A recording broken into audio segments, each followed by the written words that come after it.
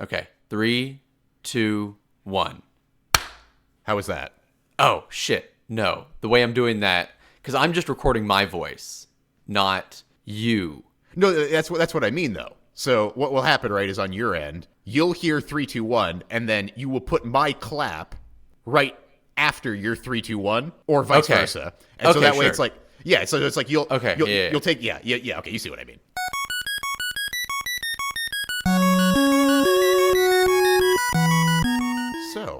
So how was your week? Do anything interesting? I drank more of my beer. Oh, yeah? Yeah. It's delicious. How much did you make anyway? Did you 5 gallon batch. You made a 5? Oh my God. That's the pretty standard beer. Because I mean, here's the thing, right? I mean, if you're gonna make beer, you shouldn't. Some people make if you're an apartment or something and you don't have the equipment to do a 5 gallon batch, I get it. It's a kind of a pain to do a 5 gallon batch, but whatever. So doing 5 gallons basically means okay, I can drink this for a while. I'm getting my money's worth because it takes 4 hours to that's do beer. 53 beers. Yeah, it's a case of beer. It's theoretically it's a 64 pack of beer basically. Well, I mean, I just did some Google. 5 gallons is 640 ounces. Can of beer is 12 ounces. Okay, fair enough. Yeah. So you got yourself. But still, that's crazy. That's a lot of beer. It is, but it's really nice because that means I just have beer for a while. Yeah. And then, I am thinking about just brewing another batch and then having it on standby so that when I'm done with this one, I could just toss in another one. But whatever. Go. Yeah. Yeah, maybe I don't need that much beer in my house, but because I will just drink it. Yeah, I have the same problem right now. Me and Chandler both buy beer, so there's always beer in the house. Yeah, it's very dangerous. It's good stuff. Boom. All right. That reminds me, since we're making a Rick and Morty reference, have you been watching the new season? Not yet. I will. I have not yet. It's good. It's not nothing ever comes close to season 1, I feel. Well, you can't, lightning can't exactly strike twice. Yeah, exactly. Unless you're Key and Peele, and then you literally have lightning in a bottle. But that's a whole can of worms. I've watched a ton of their skits, but I've never watched Key and Peele, the show. Yeah, the show. I don't know if it's actually worth watching or if it's just getting the highlights is the thing to do. Well, yeah, getting the highlights is the thing to do because they used to have a stand-up bit in between the sketches in the first and maybe even the second season. Okay. But that was always the worst part of the show. And in the last 2 seasons, they dropped it because they also knew that was the worst part of the show. Fair enough. And it just went to just skits, which is, just watch it on YouTube. That's the way. Okay, fair enough. I don't know if we want to save this for the next podcast or we want to talk about it right now. But, I have extensive thoughts on that new Half-Life trailer that just dropped. Yeah, I watched it. I don't have a VR headset yet. Although I guess I'm thinking to get one for Christmas now. Ooh. Get the Oculus Quest. I haven't read reviews yet, but it's the one without cameras or stuff you need to set up other than the headset. Yeah, I don't know anything about the Quest in terms of how good it is. Yeah. But you have the what? Well, so okay, here's the thing, right? So I have the Vive, right? I bought the OG Vive. Yeah. But I also ordered and have now the Valve Index controllers. Oh, you did get just the controllers. Just the controllers, which also means that I get Half-Life Alyx for free, which is awesome. Yeah, that's awesome. But I got to tell you, so if you were to get one thing from the Valve Index type thing, I would say the controllers, hot take, they're incredible. Going from the wands on the Vive, which, when I first used them, I was like, this is incredible. Just the idea of moving around and interacting in a VR space. It's this is fucking next level shit. Mm-hmm, but having hands with fingers and the ability to let go of the controller while still holding it, it's, oh my God. Because here's the thing, right? One of the things that I really like to play in VR is hot dogs, horseshoes, and hand grenades. Shout out to Anton Hand, who his game is incredible, and I love it, and it's a masterpiece. But you're picking up guns and shit in that game, right? With the controllers, with the the wand controllers. Like it was like intuitive once you got used to it. It's like, you use the trigger, you pick them up, you like all that stuff. You click the the grip buttons to drop them. Like it worked, and I was like really, I was in it, and like it felt very immersive and awesome. Then I got the index controllers, and like just picking things up in that game and putting them back down. It's like you grab things with your physical hand to pick things up. You let go of things with your physical hand to drop them. It's like it just changes everything. Yeah, I haven't looked very closely at the Valve index controllers, honestly. I've just been kind of ignoring the whole VR thing because, I don't have VR. It's so interesting to me because, like, there's two groups of people because, like, I mean, obviously I've been following Reddit on this because I'm a VR believer. I'm a VR evangelist, you might even Well, yeah, say. I mean, you like, bought it, so that makes sense. Yeah, and it's like, I didn't know what to think about it until I played PSVR at one of my wife's friends' houses. And like he's got PSVR, and I was like, okay, like this is like, I mean, I will say, I was gonna say like it's like the lowest of the low setup. That's actually not totally true. PSVR is actually like pretty like in terms of like the resolution and the letterbox effect. I don't know if you're familiar. Not letterbox effect. The screen door effect, rather. I don't know if you're familiar with that. But basically, like because your pixels are right in front of your face. I hope I'm probably getting this wrong, and I'm sure somebody, if anybody's listening out there, I'm sure you can tell me that I'm wrong. But basically, because you're so close to the pixels, you can basically see the individual like lines in between them. In a way, it's sort of blurred out, but it's like it's there. So it's like it's almost like you're looking at the thing in front of you through like a blurry screen door. Wait, would you describe that as grainy, perchance? Grainy might be a way to describe it, but it's more like you're seeing very subtle lines in between everything.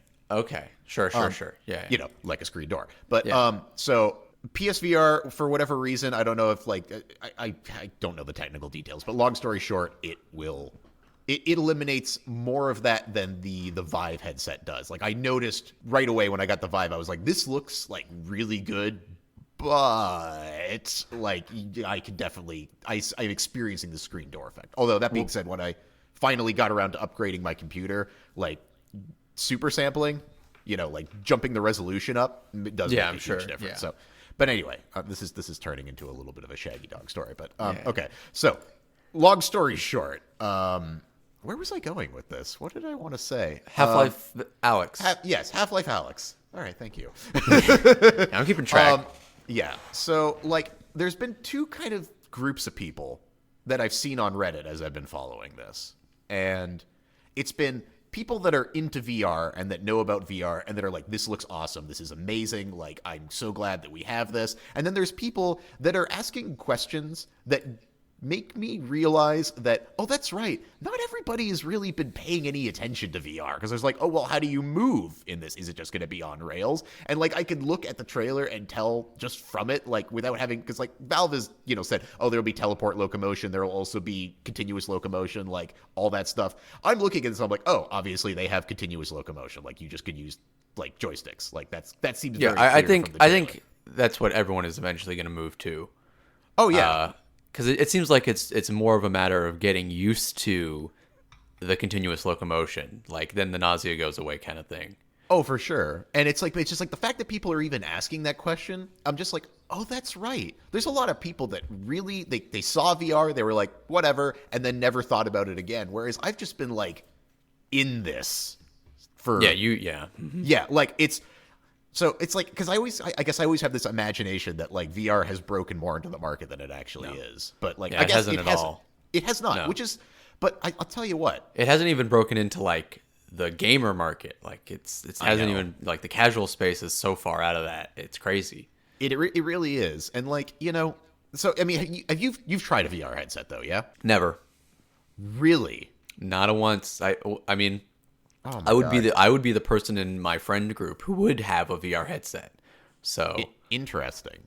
So I don't. So that's it, dude. I mean, whenever you want to make a trip up here, well, you make a trip down with an Oculus Quest for me, and I'll plug it in and I'll play it. Yeah. Okay. Fair. Like I think that when you try a VR headset, we need to revisit this conversation because Yeah.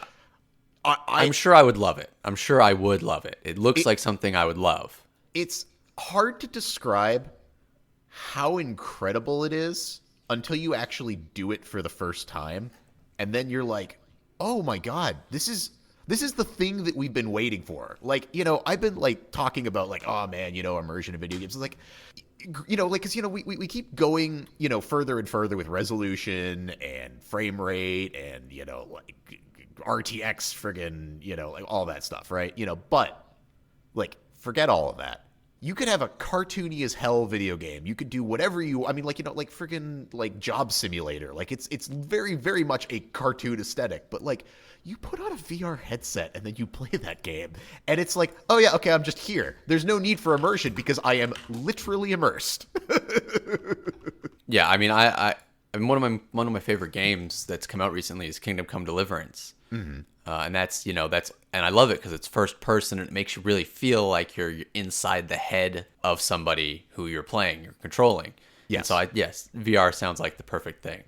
Yes, and like pair that with, I mean, like there's other like kind of like glove controller, like knuckles, not gloves, but like hand controllers versus like physical controllers. I think that is one of the most important things. Like, mean, like once you get past like the headset portion, which by itself is incredible, the next step of having those like hand controllers, I don't know. I think that as more people try VR, I think that it's kind of one of those things that you're going to be like, ooh, this is, why can't everything be like this? And I feel like obviously that's where Valve is going. But, okay, so you don't have a VR headset. You've never tried VR. Nope. We need to come back to this conversation because it's one definitely worth having after you've tried it. Yeah, I'm more interested in seeing the conclusion of the Half-Life story more than I am the technology behind the VR game, honestly. Oh God, well, I mean, yes, absolutely. Even though I know what the ending of Half-Life is already, but yeah, I know. Yeah, you also saw the leak. Well, yeah, I mean, there's the whole like there's Borealis project. I mean, you can play the end of Half-Life if you want. Now that that's out, I kind of wonder if they're going to change. Oh, without a doubt, they're going to. Yeah, I don't think there's any question there. I think maybe the broad strokes will stay the same, but I mean, well, you're playing as Alex now. I mean, that changes the whole. I did notice something in the trailer, and I'm not the only person that notices, obviously, but like, there's that little snippet of dialogue, which I assume is, I mean, the way it sounds like a Vortigaunt, but it's like, like you can't change his fate, like Alex alone, is not. Yes. Yeah. No. And I'm like, oh, okay. I think there's something there. I think there's some amount of like, maybe there was some like time travel fuckery going on with possibly either the Vortigaunts. I mean, like, because the Vortigaunts could do some pretty, timey-wimey type stuff. And obviously the G-Man can as well. So I kind of wonder if there's something there. It feels like there might be, but who knows? I think Valve has built up Half-Life in their minds too much. Did you see the quote from Gabe Newell where he was just like, returning to Half-Life is, really daunting and et cetera, et cetera. And I mean, it's just like, does it have to be daunting though? I have some sympathy for that because it feels like no matter what they do, it's like nobody's going to be, I mean, like, yeah, they need to accept that and make the fucking game. That's what I'm saying. Like, just like, yeah, like it's a first-person shooter. Like, get over yourselves. It's not that revolutionary anymore, guys. Just just finish it, and then you can do whatever you want. But they're making it revolutionary with VR. Yeah, exactly. They want it to be revolutionary. They want to have lightning again, and that's something else. You know what though? I mean, and I've seen people like the people that are like into VR have kind of been discussing this, but like there's. We're getting back onto the VR topic for a second, but like, well, yeah, I mean, we should just cut this as its own like mini episode or something. Honestly, I know, right? And maybe we might do that. But if you're listening to this and it's a separate episode, that is what we did. Yes, you know what we did. You in the future will know better than we in the past what we actually did. Time travel. Ooh, Vortigaunts, G-Man, who knows? Mm-hmm. But so the one thing that like. So the one scene that catches a lot of the VR people's eye, and maybe some non-VR people, but like neither here nor there. Basically, like when she's rummaging through the like I guess like not a cabinet, I guess the shelves rather, to search for ammo. Mm-hmm. That's the kind of stuff that's the kind of stuff where like VR starts to really make sense for a lot of people. Because if you think about it, like in the way that you would do that in any other video game, in what some people disparagingly now call a pancake game. What? Pancake game, because it's on a flat screen. Wow. Yeah, I know. I'm not there yet. So right? so are VR games double pancake games then, because it's 2 flat screens in front of your eyes? Yeah, exactly. Hey, look, a stack of pancakes is better than not a stack of pancakes. All right. Yeah, so do we get syrup and butter with this? Sorted. All right. Actually, okay. I'm watching that part of the trailer. It's at around 56 seconds for anyone who wants to look at it. I'm trying to see. Yeah, so there's 2 bullets where she's grabbing, and then as her hand reaches out, it becomes 1 bullet. Oh, yeah, I was kind of confused exactly by that. But, like, the long story short is, like, in any normal video game, I mean, it's press X to search, or whatever. The amount of emergent gameplay that happens when you are able to control everything that happens with your hands, like, you don't have to even design this stuff in. You could just create a world that has stuff in it, and then all of the interactions happen naturally. And like, that's where you start to really cross the bridge for me from like just a video game to like fully immersive experience. So, you know what I mean? You don't have Switch, right? I do have a Switch. Oh, have you played Breath of the Wild? Absolutely. Okay. Well, I mean, I feel like you're talking about Breath of the Wild essentially already. Well, I mean, that's the thing, right? Is like Breath of the Wild. I mean, okay, so like Mark Brown of Game Maker's Toolkit, shout out, did like a really excellent thing on like systems gameplay, right? What did he call it? He called it the immersive sim. I don't think that one was necessarily about Breath of the Wild, but I think that sounds right though. Yeah, but I know he definitely talked about that whole concept of like a systems based like world where you have things that don't necessarily react realistically, but react in a way that mimics what we think reality is. It just needs to be consistent. That's the key. It needs to be consistent, and it needs to make logical sense. And there's only so far you can take that when you don't have physical interactivity. So adding that layer of physical interactivity just like makes it a whole, like, I mean, like, think about this. Like, if you have like a sword fighting game, right? And actually there's several games where sword fighting is like a thing in VR. In any normal game, you have a list of moves, you have a block button, you have a parry, whatever. When you put that in a VR space, it's like, well, none of that needs to be built in anymore. It's like your physical reactions to the thing just become the thing. Yeah.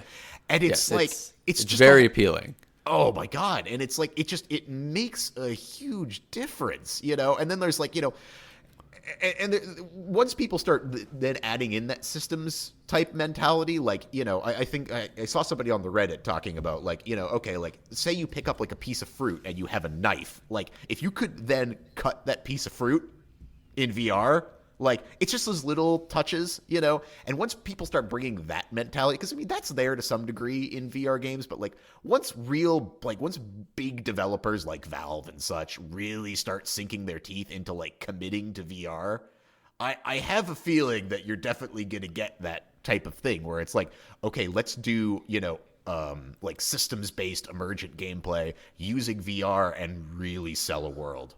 I mean, I think what you're really seeing is you're seeing technology start to catch up to where video games have been going for a long time. Because I think what was the word we're using? Immersive sim gameplay, that kind of like reactive world. I mean, Elder Scrolls has been doing that for years. Dwarf Fortress, obviously, is a really good example of something that's been doing that for a long time, where you can pick up an orange and slice it into slices if you have a knife, or if you have a rock, you can smash it and make pulp orange juice, or et cetera, et cetera. Yeah. And adding that physical, I can see how adding the physical element of actually doing it yourself with your own hands, would add a lot to it. Because I mean, that's what I come to video games for, is that immersion. Yes. Oh man, I am so excited for you to try VR. Yeah. Well, I would want to stay seated most of the time. You say that now. You might change your tune on that. Yeah. We'll see. I mean, I haven't experienced it. it really makes like room scale makes a difference. You will want room scale because like if you're going to be doing like hand type of interactivity, you're not going to want to punch your computer. Oh, I see. Yeah. Yeah, interesting. You will very quickly lose yourself in that experience. You know, like I mean, like so last well, it was New Year's. Like I had like my friends over for a New Year's party, and like I showed them VR, and there was much not realizing that there are not physical surfaces. Very quickly. It's amazing how quickly you like go to lean on a table, and you're like, oh god, that's right, that table is not there. Yeah. I mean, I've seen the videos. You know what we really need? I need those like in-place treadmills. That's what would really make it. Oh my god. I mean, yeah. That's the real key. Yeah, the standing treadmill situation, like, yeah, it's pretty incredible. I would love to have something like that, but that's where it starts to get like, okay, we need to solve that problem in some type of meaningful way, and I don't know what that way is yet. Yeah, Because who's going to buy a giant standing treadmill? Not to bring politics into it, but this is the time where we need to just really tax the rich out the wazoo and get them to fund our VR escapades. Yeah, I mean, forget healthcare. A real social good. Yeah, exactly. We don't need healthcare or roads or police departments.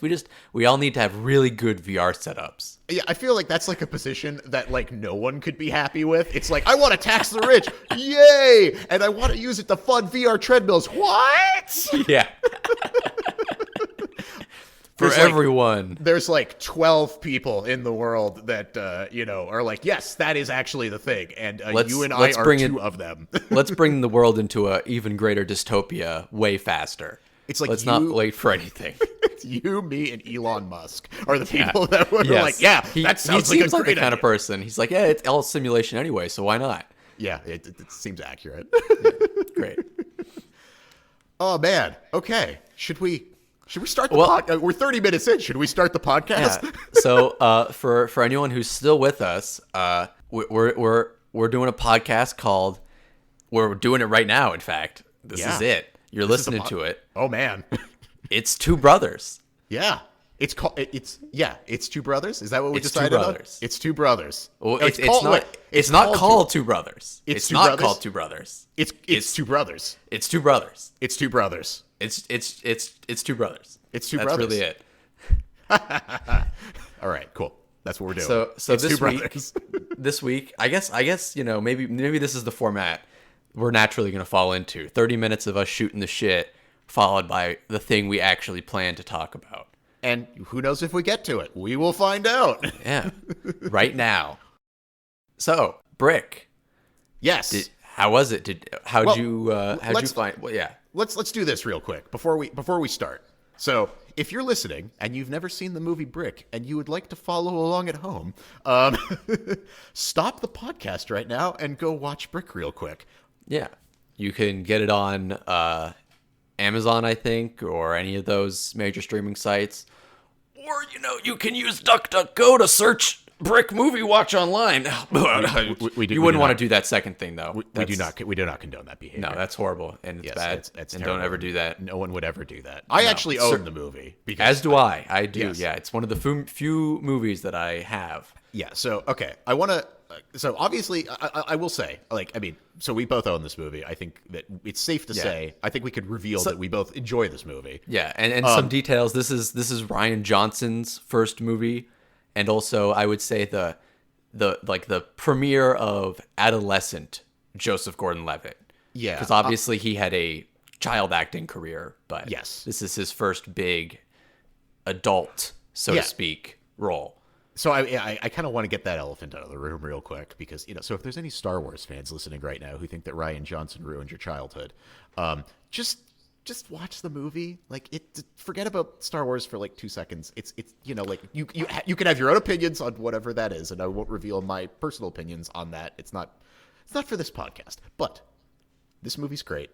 Forget about all of that. Just watch the movie. Just watch the movie. Yes, it is really a very good movie. Yes. So, all right. So now, if you've decided to just keep watching anyway, or listening, anyway, no one's watching. No one's watching.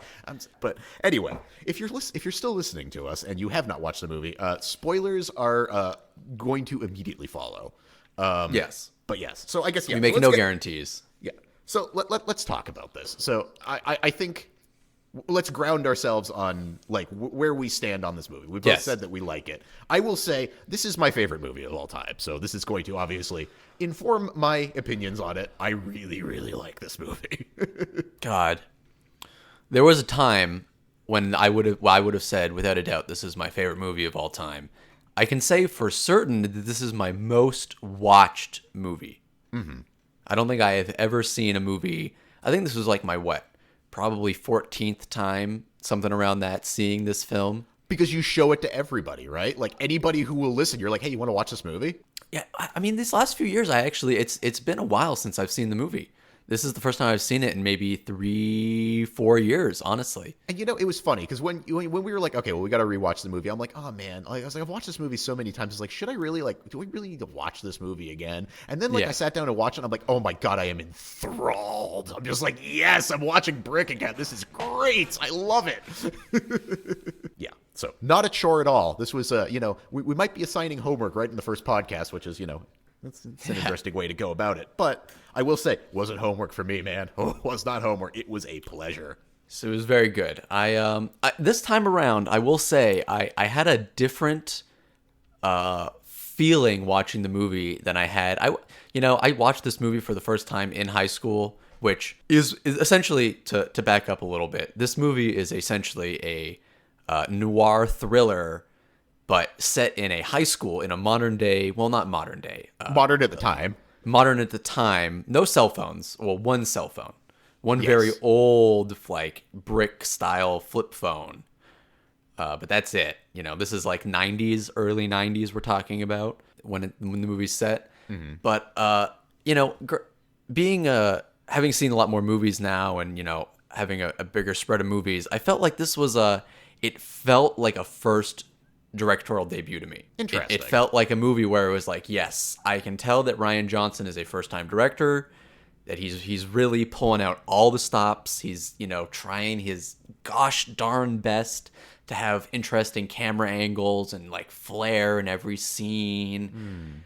And I still loved it. I still thought the movie was great, and I really enjoyed watching it, but it didn't feel as masterpiecey, as coherent of like a story and like a work as when I first watched it, and it just sort of like took me in and like I lived in the world. That's interesting. Because I almost felt the opposite way. I've never really watched this movie with like, a real critical. I mean, like, because obviously I'm sitting there on my phone taking notes, the whole time. And I've never really done that. I've never really done that with a movie ever. Yeah, exactly. And then I definitely haven't done it with this movie. And I never really like sat down and like really scrutinized this movie. Mm-hmm. And again, like I said, it's my favorite movie. So maybe I've just got, my rose-colored glasses are fully on, and I just refuse to see any flaws with it. Which, by the way, I don't think it does not. I do not think it is without flaws, and I do agree that there's some of the like the camera choices and such are a little. They're a little bit like, okay, you didn't really need to go there, but yeah, well, I wouldn't even say flawed necessarily. It's more that it's not effortless. Okay, I understand what you're saying. You can tell that Rian Johnson is trying to make a very good movie, and he succeeds. Mm-hmm. But the effort is clear in the work. I found while watching this that I thought that this was actually I don't want to say amateurish, but like this was a more first directorial debut type of movie than it actually was. Like, I imagined there was more fluff in the movie than there actually was. And then I went back and watched it. I'm like, oh, this scene just goes right into this scene. And then this scene goes right into this. I'm like, oh, there is nothing like that. Yeah. That is the one. And like, if you're the kind of person that does not like a slow movie, which most old noir films are, and if that's turned you off the grizzled, hard-boiled detective genre, don't worry about it with this movie. This movie moves faster than you will be able to keep up with it. There is no wasted scenes. It's like everything is just there. It's like boom, boom, boom, and you're just hitting all of these notes. I mean, like, oh my god. And that might be another factor in why I felt a little bit more like it was on the nose, because I know everything's going to happen. I understand the lingo. I feel like we should maybe move back and actually try to describe the movie now to people, because I feel like we've probably lost some listeners here. Sure. All right. So let's go ahead. Do you want to go ahead? Yep. Yeah. So the movie starts with our main character, Brandon. Did they ever give a last name for him? I don't think they do. I think is it? For some reason in my mind, it's Brendan Fry. Brendan Fry. Brendan Fry. You're right. Yes, they do. Mr. Fry. Yeah, Mr. Right, Fry. yes. Which is a great scene we'll get to later. Yes. So the movie opens and essentially he's this. It's all high school. It's all teenagers. And he gets a phone call from what you find out to be his ex-girlfriend. Well, hang on. Let's back up because I feel like we're missing a very important scene right at the beginning. Oh God, of course. Right. The intro scene is literally just him kneeling next to a body with the the arm, it's some drainage ditch. The arm is just kind of like, sitting lifeless in the water trailer. I mean, like that scene right off the bat, just first scene of the movie, that tells you a lot of stuff. And that shot is very striking. Oh, it's beautiful. The black of the tunnel, the water running down, just the colors. And it's interesting because you don't know. There is already some mystery there. Yeah, it's in media res. It's showing you a scene from later in the movie, and you're not aware that that's what it's showing you. And it is all solved very quickly, who he is, who she is. But the one thing to say is that when you watch this scene, he's sitting there looking at her concern, and it's like, who is this guy? He's concerned about her. She's dead. But what's his concern? That's not immediately apparent. And depending on how critical your eye is, there is definitely, you might not even notice some of the details that link this character to who she is. You might get pretty far in the movie. I think halfway before this scene happens, something around that. Yeah, there's a good chunk of time before you actually get here. But yeah, so moving on. Yes. And then we cut to him in the phone booth getting the phone call, which brings us to, I think, one of the greatest parts of this movie, which is the dialogue. And it does establish a couple days before, right? I seem to remember that comes up on the screen 2 days before or 1 day before or something like that. Or is there a...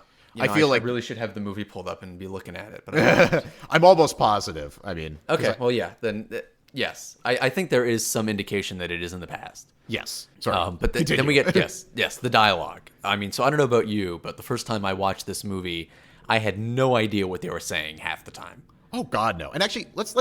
I want to just make one. We watched this movie together for the first time, right? No, really. You might have watched it with me the first time you saw it. But I watched this movie with Mason. Yeah. Oh, you'd already seen this movie. Okay. Yes. Okay, probably 3 times before I watched it with you. Oh. I've seen this movie a lot. Well, because I know we had that was one of the movies that was in the great movie marathon of the summer of whatever. Yes. No. Yeah. That was Because it was that movie. It was Fight Club, and then I believe one other. Was it? I want to say Equilibrium, but maybe that came later. No, because I saw Equilibrium with Tim first. I actually want to say that it was the Boondock Saints. Yes, you're 100% right. It was the Boondock Saints. I remember that now. Yeah. God. Followed by what could only be described as a giant pallet of microwaved White Castle burgers. Yes. Oh man, those were the days. Oh my God, that was a heck of a thing. But yeah, so that was my first exposure to this movie. That was the first time that I watched. Because it's interesting. I didn't know how you came across it, so that was how you came across it. Yeah, it's how I came across almost all media content when I was younger. Mason. Fair enough. All right. For listeners, that's a lifelong best friend of mine. And it's interesting because you had not seen Fight Club at that point, and I had. No. And I came across that from Tim, also lifelong best friend. So, there you go. So we are both easily influenced. Yeah, well, yes, that is also true. So anyway, continue. I apologize. Well, no. This is what it's for. So I don't know about you, but the dialogue is it's a wonderful redoing of the North Atlantic or Mid-Atlantic radio accent. Mm-hmm. But brought into a modern age with the lingo and the fast talking. Mm-hmm. Brandon especially, I don't know if you've noticed, just all of his dialogue in this movie is so poetic and flowery. Not at all what a high school kid would talk like. I mean, all of the dialogue in this movie is, I mean, it's all very grounded in like a noir sensibility. Maybe not necessarily, I mean, like, because I think some of the dialogue is his own like idea. Like, I don't think all of these terms that they use are like, you know, like of the era of noir terms. Oh there no, definitely are some. Yeah, I think they invented a lot of them or brought modern terms into the vernacular. Yeah, but like, you know, so one thing that I have to say about the dialogue in this movie, because some people might be hearing this right now and say, ooh, I don't like movies where they do this kind of like fakey dialogue. You know, it sounds stupid and dumb. And like the movie that immediately comes to mind, and some people might disagree with this, but I had this experience, is watching the movie Juno. And I was just like, oh man, they're really leaning hard on this like, ooh, cool teenager lingo. And it's like, this is not that. This is actually almost the opposite of that. Yeah, it's almost like a play. Yeah, it's using really old-timey, out-of-place kind of like very, obviously very film noir. This movie is a, you know, a film noir, and it's like, so it's like this, you know, like kind of like, you know, 1920s, 1930s type of dialogue that like is really out of place and jarring at first, like for the first couple seconds, but then once you get into it, it's just like, especially if you're a fan of film noirs, like this just like, it works perfectly. There's a deliberate cadence to everything they say, and it's not, it's, you know, I'm gonna come in here and show you what's up. But you know, I'm not eloquent enough to use the actual words they would use, unfortunately. Yeah, there's a couple lines of dialogue that I have highlighted out like in my notes, and we'll talk about those in some detail. Let's go into them now. I mean, we don't need to go in order. Well, yeah, I mean, okay, like because I have a few as well. So okay, I mean, like the first thing, I mean, like, well, right off the bat, like just the thing that like immediately gets me into this movie, you know, is like, and it seems kind of small, like, you know, in retrospect, and maybe the first time I watched it, it was kind of like, oh, it's a little strange, but you know, like every time I hear this line, it's like, you know, he picks up the phone, you know, it's just like, you know, how are things, Brendan? You know, like his you know, like the Emily, who is the dead girl, spoiler alert, yes, you know, is on the phone, and you know, how are things going? Status quo. Yes. And I hear that line, I'm like, oh, we're doing it. We're doing brick. Yep. Yes. We're in. It's like, because it's, you know, like, it's just such a strange way to talk, you know? Like, it's just not something that I would imagine most people would say in that particular scenario. And like, you know, just like, it's like you're talking to your, you know, like long estranged ex-girlfriend, like on the phone randomly, you know?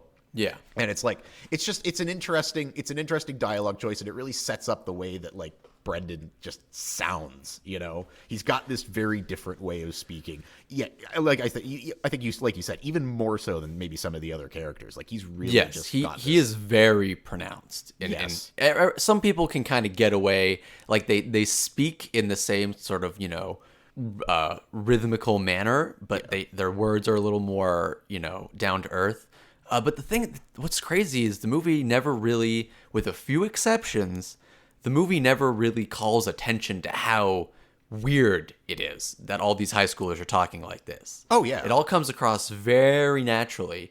I mean, especially... Did they ever call attention to it? Yes. There are two scenes where the mask comes off a little bit, and it's like, you see how it's kind of silly that you know, we're having a noir movie in high school. Oh, okay. No, okay. I think I know what you're saying. When I say call attention to it, nobody ever like says, "Hey, why are you speaking so strangely?" Oh, no, never that. Like that never happens. But in like, a meta sense. In a meta sense, yes. Which are some of my favorite scenes of that movie, actually. Yes. Yeah, even like the jock, like Brad Bramish. Yes. Even he like has like a certain, you know, linguistical flair. Oh yeah, it's very stage play. It's very stage play. It's great. Yeah. Yes. Okay, so continuing on, getting the phone call. Yeah, gets the phone call. Emily is distraught, etc. She mentions, you know, poor Frisco and a brick, which, if you're watching the movie for the first time, might literally just sound like gibberish to you. And it did. The first time I watched the movie, I was like, I have no idea what's happening. Watching the movie for the first time, especially if you've just watched the movie, you might feel like you've just watched like a mystery movie, essentially. Where, like, you know, the information is slowly doled out to you and, like, the secrets of the movie are revealed. But if you ever want to watch it for a second time, it's a completely different experience on every rewatch after that. Oh, yes. Because the movie really, I mean, in this first scene, it tells you everything you need to know. And I mean, like in that way, this movie is like a kissing cousin to something like The Sting, where like on a second rewatch, it's just like knowing everything doesn't ruin the movie. You just get to watch another different movie that's also excellent. Yes. Oh, those are some of the best kinds of movies. Yes. They get better on a rewatch. Absolutely. But yeah, so yeah, I mean, like, and that scene, like, again, establishes a ton of basically, yes. You don't know that the girl is the dead girl yet, but like, there's some history there. You might even at this point be able to infer that. She clearly sounds very distraught. And then of course there's the iconic car scene. Yes. Which leads me to something that like, I think is a theme like from a directorial standpoint in this movie is like, cause I noticed this on this rewatch. And this is me watching this with a critical eye and never having really done that before. I started to pick up on this is there are a ton in this movie of long approach shots. Yes. That is also something I noticed. Like, so basically it's like Brendan is in Brian's a different character. Yes, Brian is a different character. Brendan is in a phone booth.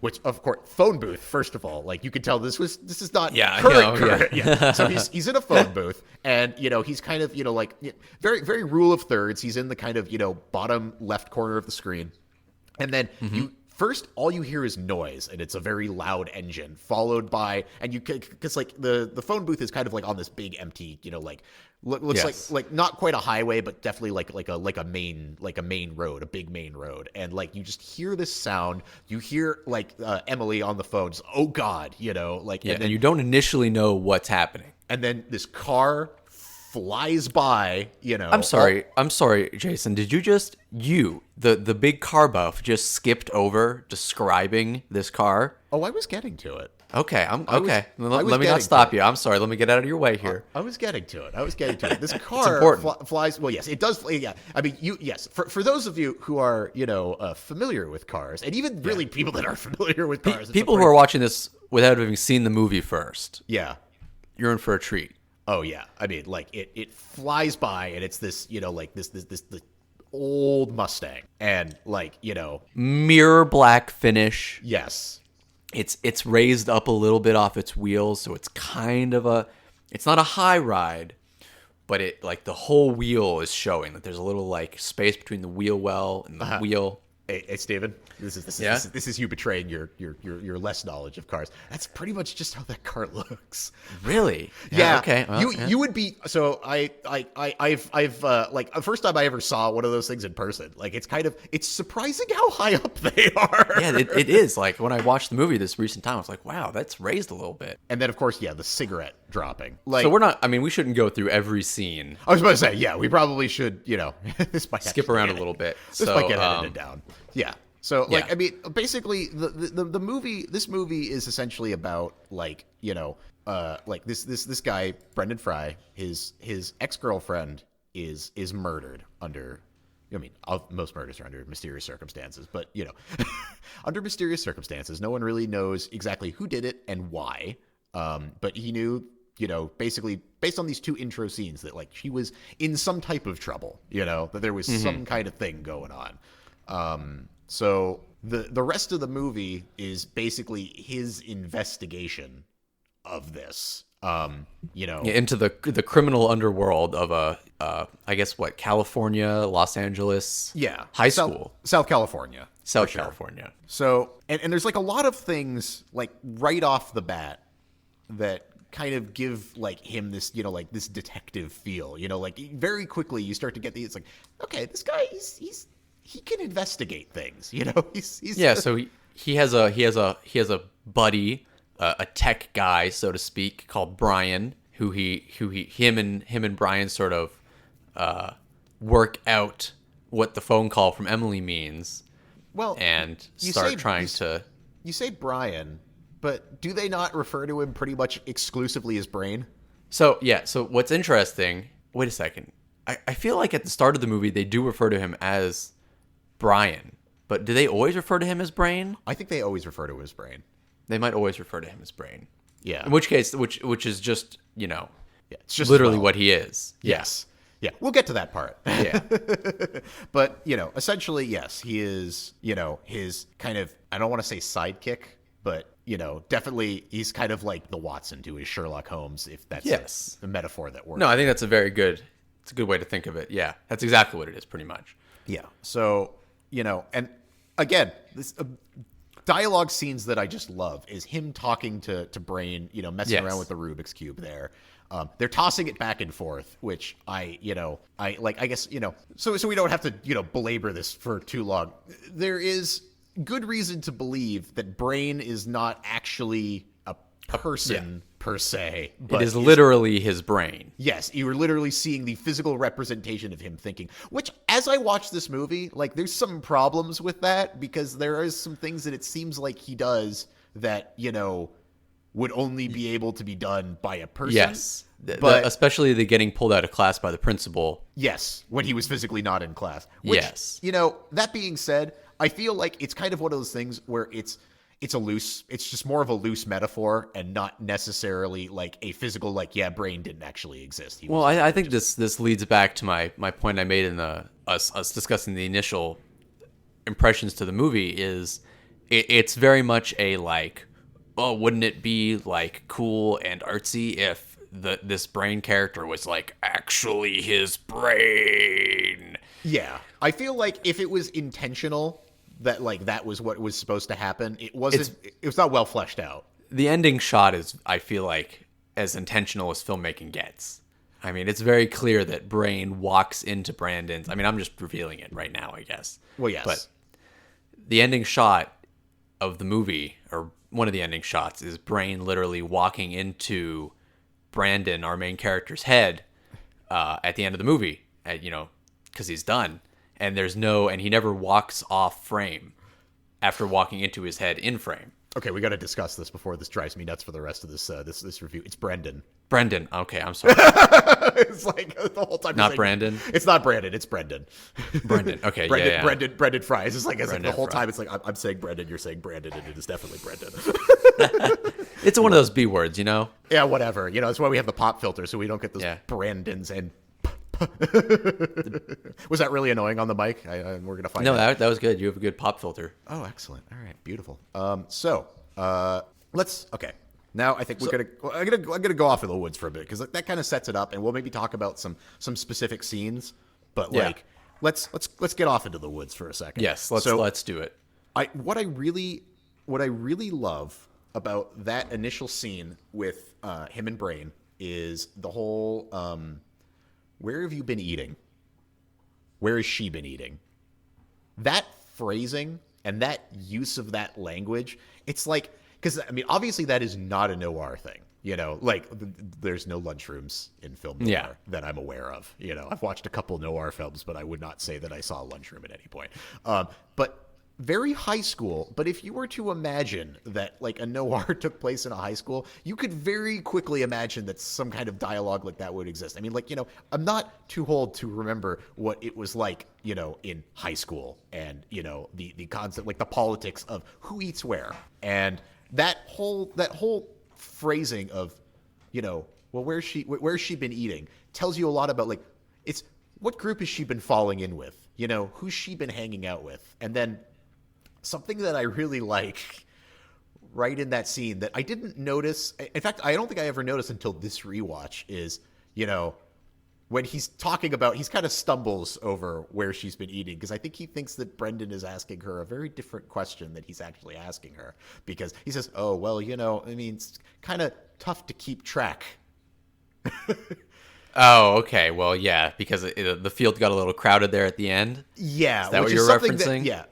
Exactly. Something that was it Laura? Emily.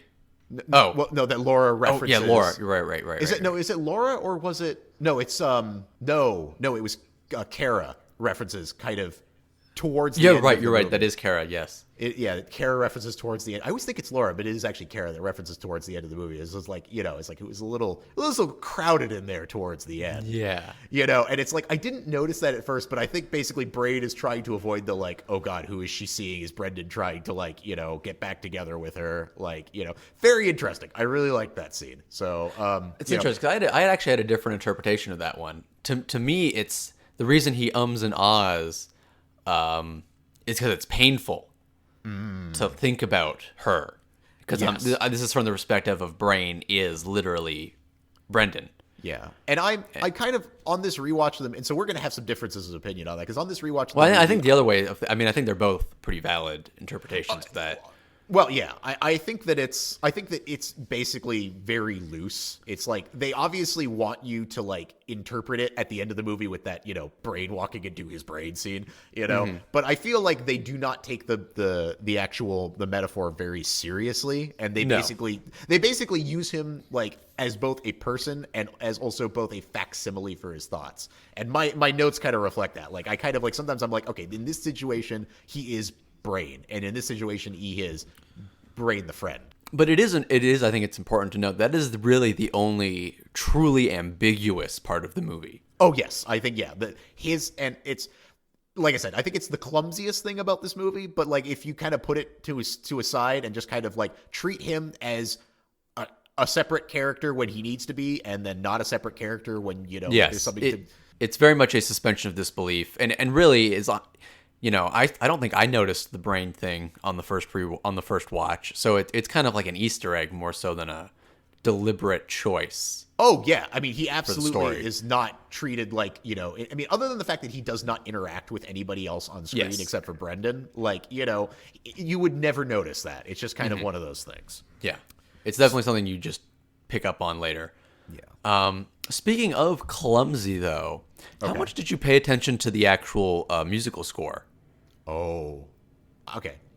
So it's interesting you're leading into it with that because I love the musical score of this movie. Well, see, that's the thing is I do love the musical score of this movie as well, but I felt like, especially, it's a little weird, but I feel like in the early parts of the movie there is a lot of heavy music cues for like emotional scenes, like where it's like the music is like 1-to-1 with what the emotion you're supposed to be feeling is. But right around the middle of the movie, the music cues get way more subtle. Interesting. Like, I don't know if you've noticed that, but like there were a few scenes early on, specifically the like when he first meets Kara and the scene where he meets Emily when she goes to see him when she's still alive. Mm-hmm. Both of those scenes have extremely heavy music cues, where it's like when there's a sad moment, the music gets sad, and when it's like suspenseful, the music it's very like, and it's loud music too, like it's very like in your face. And that's one of the things that sort of led me to think of it as more of like an amateur directorial attempt because it's very queued up. I didn't I did notice there's a lot of musical cues that I really like in the soundtrack. Like actually we kind of blew past one, but like him when the note drops out of his locker that kind of like initially gives him the impetus to like go to the phone booth. It's like he picks it up and there's a little like just a little chime, and then he kind of snaps his fingers to like flip it over, and there's another little chime, and like there's a lot of these little type of musical cues in there that I adore in this movie. Oh, you would like those? I love those. See, I feel like as the movie goes on, the amount of diegetic sound increases, and the amount of non-diegetic sound gets. If it doesn't go away entirely, at least it's very subtle, and I like that. I like diegetic stuff. I'm not a big soundtrack guy. You're gonna have to define that for me. I'm not familiar with that term. Oh, I'm sorry. Diegetic is so like when he goes to see Dode. Yes. And the guy's doing the straw thing. That's diegetic. It's sound that is coming from in the movie. Okay. It's actually happening. I'm familiar with that concept. I did not realize that was the term for it. Yeah, that's I took a film class once in high school, and that's the one term that stuck with me. Fair enough. I think I've heard that term before, but I was like I'm pretty sure I know what you mean, but let me just clarify that I know what you mean so we can keep having this conversation. But I will say, and I didn't watch the movie specifically for those like the soundtrack. Like I just like the soundtrack. Well, yeah, I wasn't so much like, it was not the thing that I paid attention to, although I could definitely pay attention to that. Because I love the soundtrack too, but to me, like, okay, the scene where he's running away from the assassin, the guy trying to knife him, that scene cuts the music, and it's just the footsteps, and it's just like you would get absorbed in the scene so much more than if there was like a really like heavy like because a lot of the music is Western inspired. I don't know if you noticed. Yes. And it's just like, you could have had like a crazy guitar going during that whole thing. Yeah. But you don't need it. Yeah. Well, let me say this. I'm gonna make this kind of appeal here. Like I said, I didn't watch it for this, but I have a feeling this is probably the case. But you can tell me if I'm wrong. You're familiar with the concept of leitmotifs, right?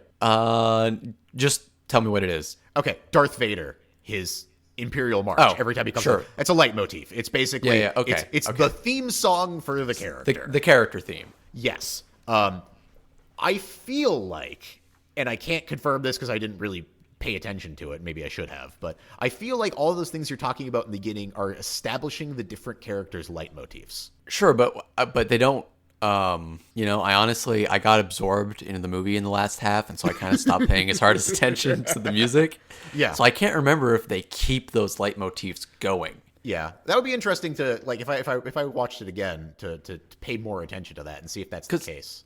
Because I remember being taken out of the first Kara scene when he goes to meet her in the drama department the first time. The music is very heavy and very on the nose, and it made me. And that was when I first went like, oh, this kind of feels a little bit like Amateur Hour, actually. Like what's going on here? And that's when I started paying more attention to all the different. But I mean, like I just said, the last half of the movie kind of just took me for a ride. So Gotcha. That says something itself. I want to say that her theme specifically is carried in each of her scenes. I think that. I'm not 100% sure. Well, no, definitely when he goes and breaks her stuff. Yes. At the end, that it's definitely also another very heavy music scene with that same music. Yeah. So at least her does. But like does Tug or the Pin have a light theme? I don't think so. I don't think that I don't recall them having either a light do. motif. Yeah. Yeah. No. Okay. Tell you what. Do you want to know what? I'm gonna get real artsy with it. Do you want to know what Tug's leitmotif is? No. It's the sound, I do, but I don't know what it is. The sound of a Mustang engine. Yes. Yeah. Mm-hmm. Yeah. I mean, that's him. That's what he sounds like. And going back to what you were talking about earlier with the long camera shots. Yes. When that's when Tug is walking up to Brandon when he's about to throw the cinder block on it. Yep. That's another one. That is one of the best shots in the whole movie, as far as I'm concerned. Yes. It's tense. It's funny. Actually, it's really a representative of the kind of style Rian Johnson has like adopted going forward. This kind of like, all hands on deck. Like let's throw a little bit of like humor and a little bit of tenseness and some arty camera shots, but also some really down to earth like, action scenes. I mean, like the Brad Bramish fight. Oh God, yes. Is so wonderfully shot. Just like all the different cuts and counter cuts or Let's go back to that for a second because I want to talk about those long approach shots for just a second so that we kind of button that up because I really I don't know why I picked up on this as the thing that I was paying attention to, but it's the thing that I paid attention to. Well, so there's some of the most striking shots in the movie. So there is most of the shots are approaches. So the ones that I pick out are the car, Tug coming up to the car. With the cinder block scene, Emily when he meets her, it's the same. It's almost the same framing too, because he's basically like he's sitting there, at the bottom left corner of the screen, and she's approaching from the top right. I think it's the same framing as Emily. Is that what you're referring to? That's what I mean. Yeah. And it's like all of those scenes, are these just like it's very striking because it's like not a shot that you see a whole heck of a lot in film. You know, it's like you usually like even with long takes, it's usually the camera is doing something, whereas it's like the camera's just sitting there and you're just watching a thing happen. And then it takes guts to do that kind of shot. It takes guts to do that kind of shot. And like the interesting thing too about like that particular Emily scene is the impatience of it because she's approaching, and he could just wait for her to show up, but Yeah, instead, but he doesn't. you see him jump up and run towards her. Yeah, it's great. Yeah. So all of these scenes contrast with one of the final scenes of the movie, where you have this long shot of Laura Dannon walking away. Oh, interesting. Okay. And that's what caps the movie off, basically. I mean, other than the brain scene. Like, that's kind of what caps the movie off. It's interesting you mentioned that, because thinking about it now, you're right. It is the only scene of someone walking away like that. And it's like, the way I interpret that is, you have basically like all of these, all of these approach scenes. And you basically, these in a lot of ways, like, are your introductions to a lot of characters. And, like the scene with Tug kind of approaching him. I mean, it's not really the introduction to his character. No. Well, the real introduction to his character is him sucker punching him. Yeah. And then, which is great, which is perfect. You could even say the real introduction to his character is the car driving up in the first place, but I think that is actually the introduction scene for Laura Dannon, which you do not know until the end of the movie. No, you don't think about that at all. But those long approaches, and basically, like, if you think about it, those are all of the important players. Yeah. I actually just realized that just now. There's not a big cast in this movie. Yeah, but it's Laura, Tug, Emily, and that's it. Those are the three. Everybody else is kind of tertiary to this. I mean, Brendan. Well, okay, but Brendan is there too. But like, so the idea of Laura walking away from him kind of at the end of the movie, to me, that's like, okay, we've solved it. We figured it out, Like, that's the end cap to this. Yeah, well, I mean, yes, it very much is the end cap. Yes. I was really keen. I thought that was a really interesting choice, like from like a cinematography standpoint, and well, I watched the movie with one of my friends, and it was his first time seeing it, and that was one of the things he pointed out after we'd watched the movie, and I asked him about it. Was he was like, those like long, like steady shots of people walking were like really striking, like And so I think that's definitely one of the big like cinematography, like slam dunks essentially.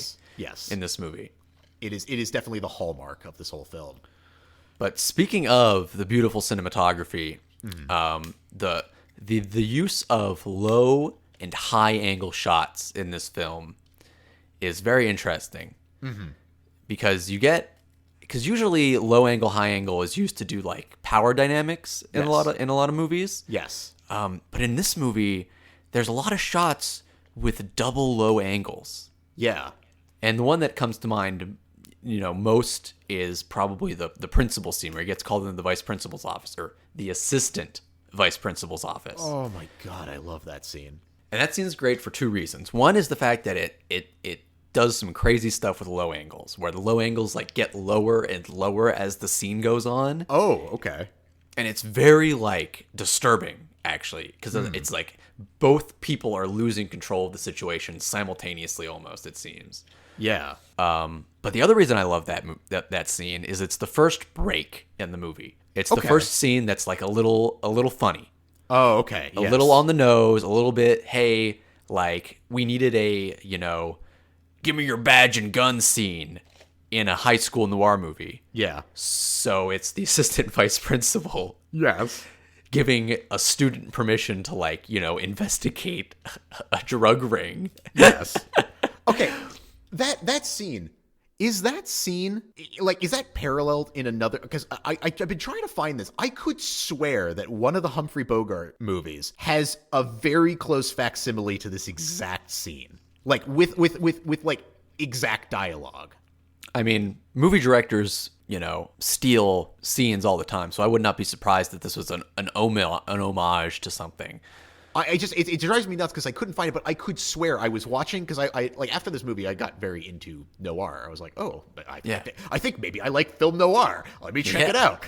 And one of the things that I noticed when I was watching it is I thought I had seen this, like I thought it was like in The Big Sleep or something, or The Maltese Falcon, but I haven't been able to find it, so I don't know if I just made that up and I'm crazy, but if anybody knows, I would love to find out. But I'm sure the internet's got you covered. I mean, yeah, the dialogue in that scene is incredible. The one that I specifically wrote down because I just love the phrasing, and this goes back to your whole like, you know, the way like Brendan speaks very poetically. And it's in fact lampshaded in that scene. Yeah, exactly. Yes, is you know like I gave you Jer to see him eaten, not to see you fed. Yes, you know, and it's like that line. Yeah. And then that's the break you're talking about because then he goes, it's like very well put, Mr. Fry, and then it's Miss whatever's English, you know, it's like, oh, I heard she's tough but fair, and it's like, oh, there we go, we're in a school, it's great, I love it, everything is amazing. Exactly. It's the first time they're just like, okay, yes, this is a little bit on the nose. Yeah, it's like you get pretty deep into the movie before they're like, okay, by the way, guys, just remember this is a school. This is going to be the setting. Like, you know, let's do this here. Let's level set. Yeah, let's level set. I love it. Yeah. And of course, the other scene, I have another scene in mind where they also take a break for a second. Mm-hmm. But really, to talk about that scene, I feel like we have to talk about the pin.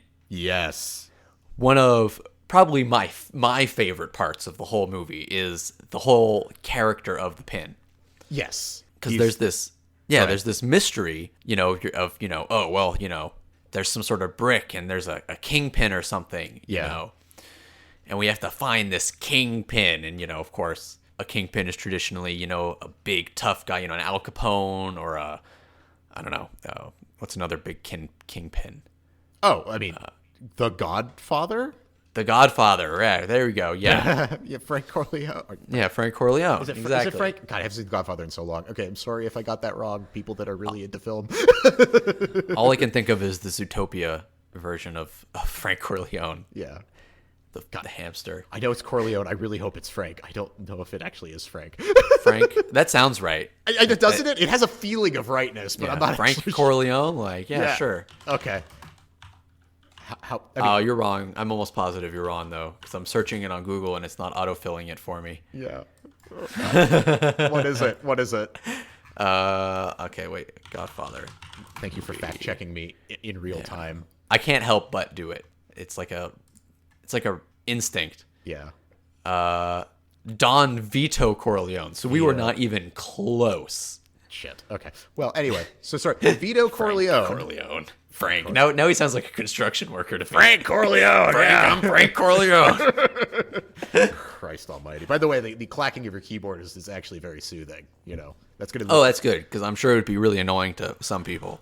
Yeah, I actually like the clickety clacks, so I'm good with that. Look up as many things as you need to. So yes. The other thing is funny about that.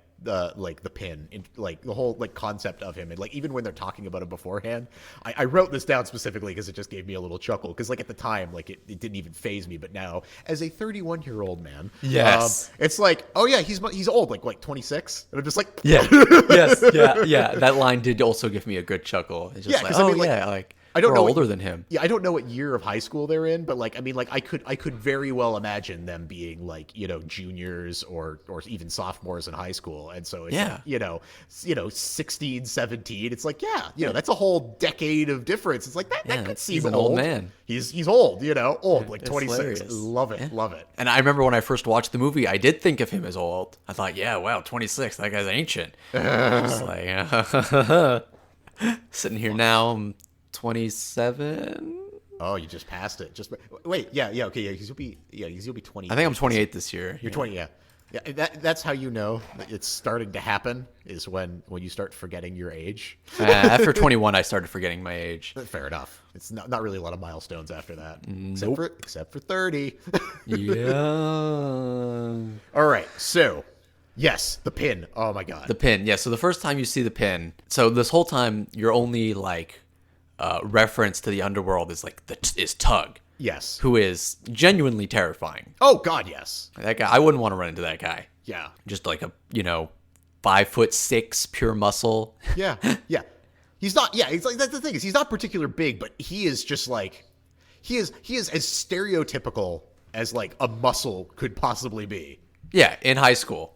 Yeah. And actually, he is what I'm sorry. I don't want to diverge too much, but I did want to make this quick point, because I like, now that we're talking about Tug as being the muscle. I mean, we're at an hour, 20 minutes. I feel like we can't really complain about divergence. Yeah, fair enough. Fair enough. But There are two fake outs that I want to see if you think that you agree that these are fake outs. Is right in the beginning of the movie, we have two characters that fill very defined roles. We have Kara, who fills very much that kind of femme fatale role, I think.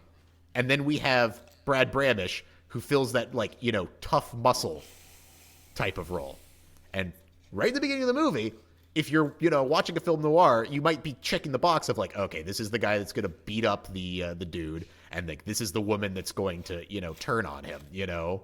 And like Laura Dannon is like, she kind of exists. Yes, she's kind of she's there, a ghost. But yeah, she doesn't really mean anything to anybody yet, you know? Yes. She's just kind of there, and it's like, oh, she doesn't look particularly like devious. She's just kind of like the girlfriend of the muscle. So whatever. Yeah.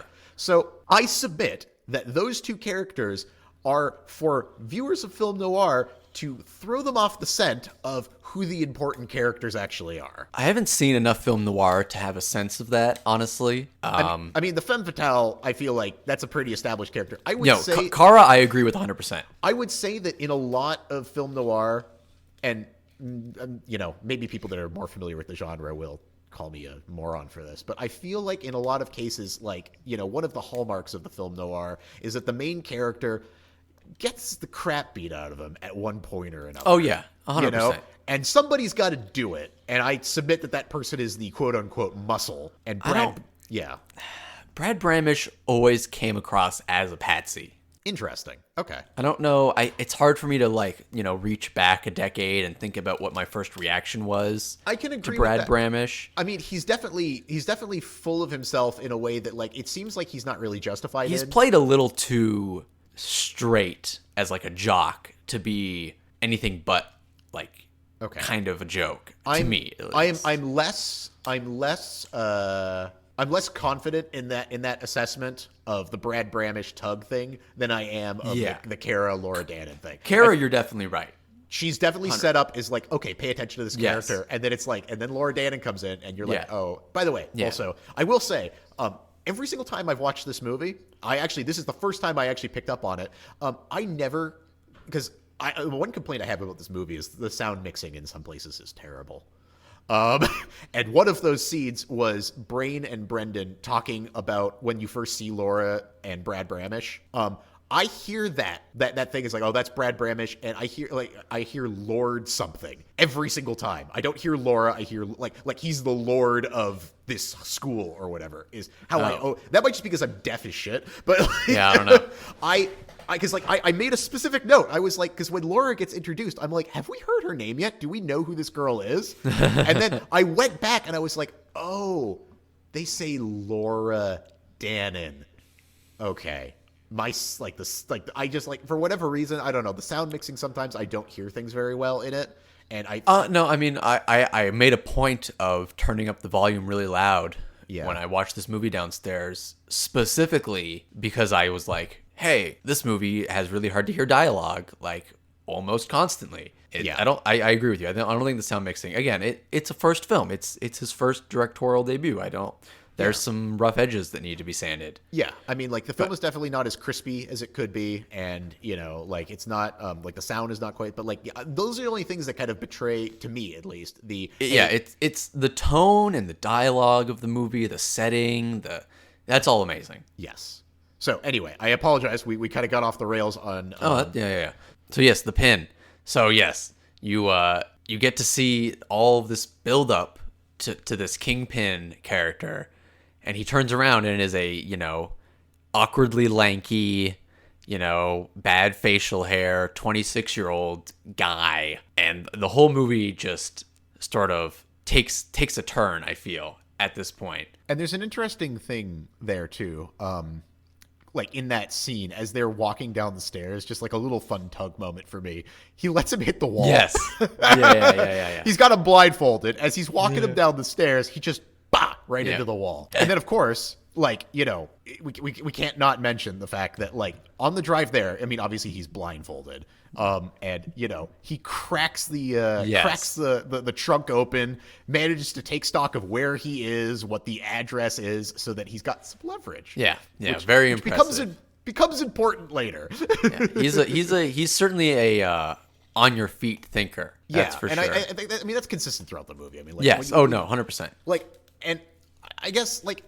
Yeah, When so he let's meets... keep talking about the pin. Let's keep talking about the pin for a second, because otherwise I'm going to get way too off into the woods. Well, the reason I want to talk about the pin specifically Yes. is because it leads to my favorite moment in the whole movie, which is the beach scene. Oh, the beach! I love the beach scene. The beach scene. So, you know, there's some plot stuff that happens between Brendan and the pin, but they end up on the same side, ostensibly, even though Brendan is secretly trying to bring him down. And so they go to the pin brings Brendan to the beach to discuss some issues with him. And at one point, there's sort of an awkward silence, which the pin tries to fill by talking about the Lord of the Rings. Yep. And he goes, you know, I really like the Hobbit books, you know, J.R.R. Tolkien. His descriptions of things are really good. And it's just, I know. It's so perfect. It's such a great line, because it's like it's the worst way to describe J.R.R. Tolkien's descriptions. It's just like his descriptions are really good. Like he's not really that smart or clever. He's just some guy who got lucky. And it's in this moment you kind of feel sorry for the pin a little bit. Yeah. It's like, oh, he's kind of pathetic a little bit, which the movie really rams home in its final sequences.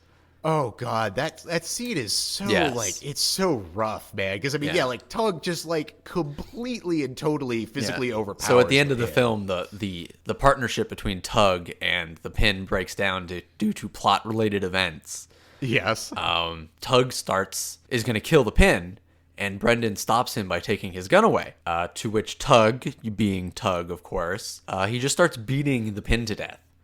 Yes. And, you know, you get this long sequence of Brendan standing there with the gun in his hand, looking into just a pitch black room. And just voices of like the pin screaming out, like, just like really, help me. Yeah, just like, you know, but not even like help me, like a help me, like, ah, like a really, yeah, exactly. You know, and then, of course, Brendan drops the gun and kicks it into this, and the gun just disappears into the darkness. Yes, and you do hear a gunshot, if I recall correctly. You do as he's running out the window, or I think actually out on the lawn you hear the gunshot. Yeah, and it's like, you know, it's actually interesting. I didn't even realize this till now, but like that scene is basically a mercy in one of two ways, right? Because it's like either the pin gets to shoot Tug, or at least he stops him from beating to death and just shoots him. I don't think there's any way to interpret it other than it's Tug shooting the pin. Is that? I don't feel how like that goes. I mean, I don't know, but I don't, because I was about to ask you, is like, do we ever get like any closure on who kills who in that scene? I didn't think we did. Not at all. I didn't think Laura explained it. They're ultimately unimportant to Brendan, so we do not learn of them. Yes. But that's no, interesting though, because I definitely could read that scene as the pin grabbing the gun and shooting Tug. If the pin, like, if we hadn't spent 30 seconds hearing how pathetic and like broken the pin was, I would agree with that. But like the way the pin sounds in that scene, I really can't believe he'd like actually have the guts to like reach up and shoot the Tug in that moment. Like, it just the characters don't seem like that would be it. We definitely read that scene differently. That's interesting though. But it's like, you know, that goes to like, like a lot of like the kind of like interesting little like ambiguities that, you know, do show up in this that are good ambiguities, like that promote discussion such as this. Yeah. And we haven't even talked about one of the main characters in the movie yet. Yes. Dode. Yes. Yeah, and Dode is interesting. I have a lot to say about like actually one particular scene that stands out to me. But like, yeah, so, you know, we could talk about a lot about Dode. Like, I mean, I guess talking about Dode kind of makes me feel like we need to talk a little bit about Brendan and their relationship. So I don't know if we want to like keep going through this as like character by character and kind of explain like some things that we want to talk about with each.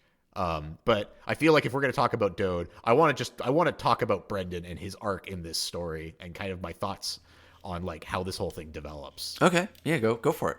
So the thing, I mean, like, you know, if I'm kind of trying to go through these scenes in my mind in order, you know, it's like, you know, one of the things that we see with Brendan very quickly is like, yeah, he is a bit of an investigator, you know, like he's already like, you know, he has the conversation with Emily and he's already kind of on the case, you know, he's trying to figure out what's going on with her, you know, and why she reached out for help and what she's worried about.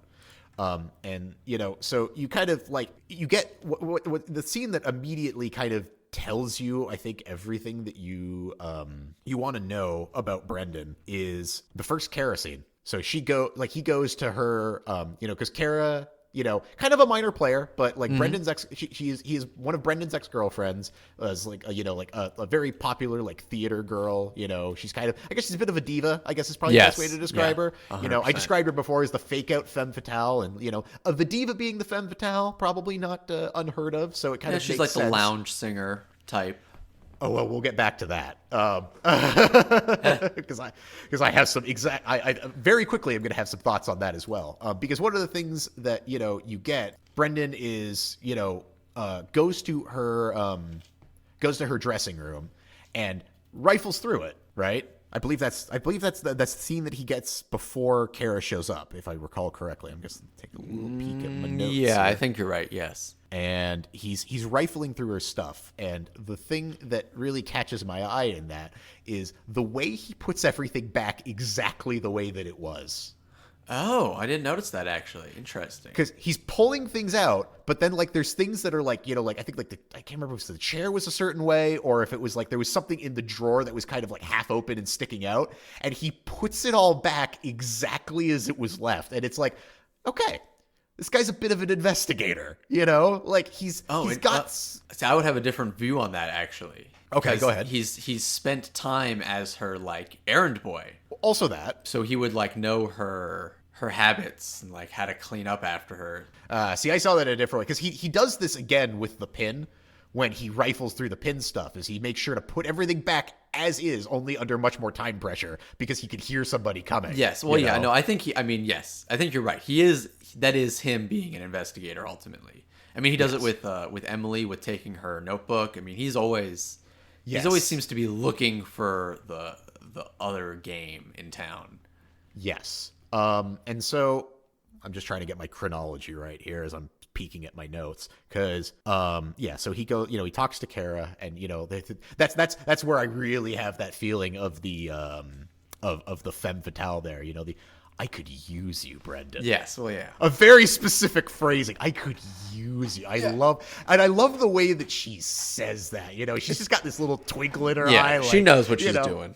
She knows what she's doing. And so it's like, she's very much set up this way, which I like. But anyway, so, you know, she gets, she gets the, what is it? He gets the invitation because how, I'm trying to remember now, actually. I'm having a little bit of trouble. So he meets Emily and he steals her notebook and finds the invitation with the number cut off. And so he goes to Kara's place and breaks in to steal her invitation that has the number.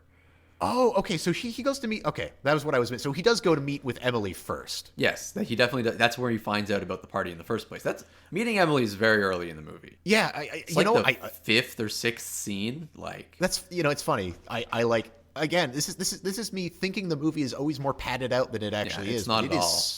It's so quick. Like I said this before, there's no wasted scene in this movie. Yeah. So I didn't have that down in my notes. I must have been, I'm enthralled by that scene. I like it so much that like I wasn't really paying attention to my notes and I just kind of let things pass me by. Yeah. And that's just how quickly things happen. But yeah, you're right. And that scene with Emily, like, you know, it's very heartfelt and everything. But then, you know, like he goes in and he just, you know, swipes the notebook and it's like, okay, you know, he's very like, you know, he cares about her a lot, you know, and actually, I mean, that scene, I mean, like, very, at the time when I watched that movie, like, that scene really, like, was, like, probably one of the reasons why, like, this movie is so cemented for me as one of my favorite movies is because, like, you know, I can understand his character a lot, you know, like the idea of who he is, because, like, you know, he's this guy, he's kind of off, he's a bit of a loner, you know, I mean, like, you know, and I wasn't exactly the most popular high school kid in the world, so, you know, it's like, you know, he's kind of like this guy, he's a little bit off, like, you know, in his, you know, doing his own thing.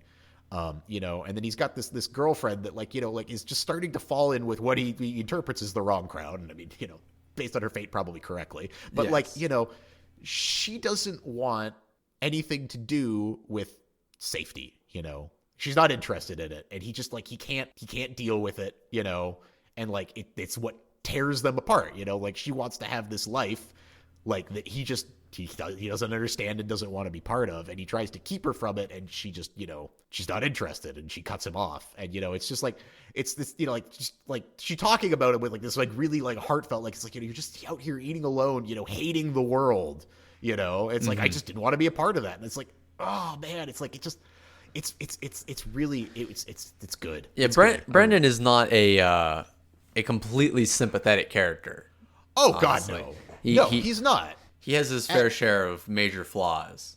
As any good noir protagonist should. He's not a good guy, he's not a bad guy, but he's trying to get to the bottom of something. So this is a question I want to ask you. Do you interpret the ending of the film as kind of sad for Brendan? Yeah, did you see hope in him and Laura's relationship, or do you think that was totally a facade on both of their parts? Oh, God, they have no relationship. I mean, she's going to jail. Well, sure, but that's what I mean. I'm saying, like he didn't need to turn her in. Yeah, but he did. Yeah, he did. You know, because he's angry. And yeah, exactly. And so, like, it's kind of a bad ending for him. Oh, he has no growth as a character. This is not a movie about character growth. It isn't. No. You know, this is a movie about getting to the bottom of something at great personal cost. Yeah. Yep. Yeah, exactly. Yes. And I think that is, I mean, I you know, from the noir that I've watched, I would say that that's a bit of a hallmark. That, like, the movies are not happy, but they're about solving a crime by any means necessary. I mean, the only other noir movie I think I've seen is Chinatown, and that's certainly not a happy fucking movie. Oh yeah, I mean, this movie. I mean, like, this movie could have ended with, yeah, it's South California high school, Brendan. You know, like like it could have been the same ending. Exactly. Trying to return to my train of thought. Yeah, it's thankfully we have the power of editing. Thank God for the power of editing. Yeah, so we can sit here for like 5 minutes. Yeah. Yes. Thank God this is not a radio show. Yeah. I'd be terrible at that. Bursts of greatness followed by long periods of silence. Yeah. Is that the tagline for this show? Long periods of greatness. Bursts of greatness followed by long periods of silence. Short bursts of greatness. Short, yes. Impossibly brief. Yeah, impossibly brief. There we go. That's the right way to say it. Boom. But okay. So moving back to, okay, so then there's the Dode scene, right? Because, you know, so then he gets, actually, is there the Dode scene? It's the coffee and pie oh my. Yeah, coffee and pie oh my, that's Dode, yeah. Yeah, but that's Laura. Okay. I'm getting the chronology again. See, this is very early. It's hard for me to get these initial scenes in order. You know, like, I really should have written them down exactly in order. Okay, so yeah, so he goes the Emily scene. He gets the invitation without the number on it. Then he then goes to Kara. He finds her invitation for it, and, you know, gets the number off of it, and then puts the invitation back exactly where it was. But the thing that I really like, again, this is all of these initial scenes really establishing Brendan as this kind of, like, a lot more savvy than you would expect a, you know, like a high school kid to be. I love the phone scene. I love the, you know, like, hey, I'm, you know, like, yes, the way his tone of voice changes, like, oh yeah, hey, I'm a friend from school. I'm looking for, and then the drift off, you know, yes, waiting for, oh, Laura, here, let me get her, yeah, you know, and it's like, yep. I like it. I like the social engineering there, you know, and then just like, then, yeah, that whole scene, you know, like, kind of our introduction in terms of, like, you know, actually hearing her for the first time of Laura. But then, so the party scene, this is what I really want to talk about. So the party scene, this is, for me, a very important scene in terms of using the setting, because the you know, unless you want to really, like, you know, really change, like, you know, the way the characters are portrayed in the movie, you know, it's like, there's no bar scene. You can't have a lounge. Yes. You know, a lounge doesn't exist. It's not a thing that you can have. So instead, you need to have, exactly. And that's where we're introduced properly to Laura in, going back to the thing you said about Kara, she's the lounge singer. Yep. Yes. We're introduced to her with her little piano, you know, playing and singing, you know, and it's like, you know, the tone changes, and then all of a sudden you're like, okay, this is our femme fatale. Yes. You know, she's the one. And, like, the one thing I want to say about Laura that, like, you know, I think is very interesting is, of all of the characters, she is the one, costume-wise, who is most out of time. Yeah, I would even say she's the most like Brendan. Oh yeah, they are very much the two noir characters out of place in a world that is not technically noir. 100%. Yeah. And like right down, because I mean Brendan still dresses like a high school kid, whereas Laura, I mean, like they're to some degree Never. like, you know, I don't think she's ever dressed. You could see her as being kind of like the artsy, like, you know, but I mean, even like artsy types in high school kind of dress out of time, you know, like they aren't necessarily what you would. Yeah, she is like, but I mean, especially the ending scene, what she's wearing in the ending scene is just like, okay, 1920s flapper much. Oh, that's my exact note. It's my exact note. Is flapper. You know, she's got the feather brooch in her hair. I don't know if it's still a brooch if it's in your hair. I don't know what that's called. I think that's a brooch. Yeah. Okay, and then like like the fur coat. It's that's the thing. Like the fur on her shoulders is just like, okay, all right, sure, yeah. I adore her costuming in this movie. I adore it, you know. And then she's got, you know, like that. I think that's like a Chinese like dress where it's kind of like you know, buttoned at the side, you know, type of thing. It's like she's got like a very different aesthetic than everyone else, and it really shows and it really highlights her as a character. But like, oh man, I love every word of her dialogue in basically everything she's in, you know. Yeah. On this rewatch particularly, the poem at the start of that scene kind of took me out a little bit. Mm-hmm. I would say, just because, you know, high school party piano, because especially like the Brad Bramish scene directly after that with him like talking about like, you know, you gotta put me in, you know, Brad Bramish. Yep. Is like that's 100% like, you know, that's high school. But see, that's the thing. In a way, I agree. I would agree with you. Yeah. Like it's thematically it works. Go ahead. But like from a movie watching standpoint, it's a bump. I think that is specifically supposed to take you out of that scene. That is to establish that these two characters are having a different story than everybody else. Yeah, okay. Yeah. I think that's fair. I can see that. Yeah, because like it's a very strange scene. It's very out of place, but then by it being out of place, it is actually very in place. It's another one of those. It's another one of those. Just like putting someone reading a poem in your movie feels like a college film project kind of move. Yeah, I mean, I think it's like, it's kind of, again, for me, it's the stand-in for the lounge singer. You know, because it's not just reading a poem. I mean, she's definitely saying it over like her piano playing. You know, it's very much evokes the like, you know, smoky lounge type of, you know. I mean, I certainly can't think of a way to do it better. Yeah. I really like. I don't know. I can't remember how I felt about this on the first watch, but I do like. The first time it didn't take me out at all. The first time it felt completely appropriate. The first time I watched it, and the next 10 times I think probably. Okay, because I adore this scene. Yeah, but so yes, the Brad Bramish scene immediately following. Yes, which is great, and then actually no, wait, it's Dode first, is it not? Huh? Because she gives him coffee and pie. Oh my, right? And then and then he goes to meet Dode? Well, I meant the Brad Bramish scene in the party. Oh, okay. I was talking about the fight scene. Yeah. No. Okay. No. So that's yeah. after, So yeah. Well, I just want to point out. I want to just another example of Brendan being really crafty is him just being like, "Yeah, I'll wait." Yeah. And then immediately just running away. Oh yes, I love that. I love that. That's such a perfect moment again. Like the whole way that he is in this entire movie is just like it's very compelling. It's very compelling to watch him. Yeah. Is what I find. But yeah, so then we get to finally talk about Dode. So we get to that point in the movie where like Dode shows up, and I want to say that it's very interesting the power dynamic difference that happens in this scene and then Brendan's later scene when he's beat to shit. Because in this scene he takes on like Dode easily, like you know, no problem. Something that you don't notice until like subsequent rewatches is Brendan does not take off his glasses for this scene. And something that you see in a lot of scenes is if Brendan's preparing for a fight, if he knows a fight is coming, glasses come off. Yeah. And he does not feel the need to remove his glasses because he knows that Dode isn't going to be able to hit him because Dode is high as hell and is not really in shape to fight anybody. You know, I got 5 senses up on you and I got a good sleep last night or whatever the line is. Yeah, it's just like I got a good sleep last night, and all 5 senses supposed to be 6 up on the lot of you. Yes, and it's just like, and they're just like, yeah, get going, man. It's also interesting that like out of all of the characters, Dode probably speaks the most modern. Like, oh yes, other than like Brad Bramish or something.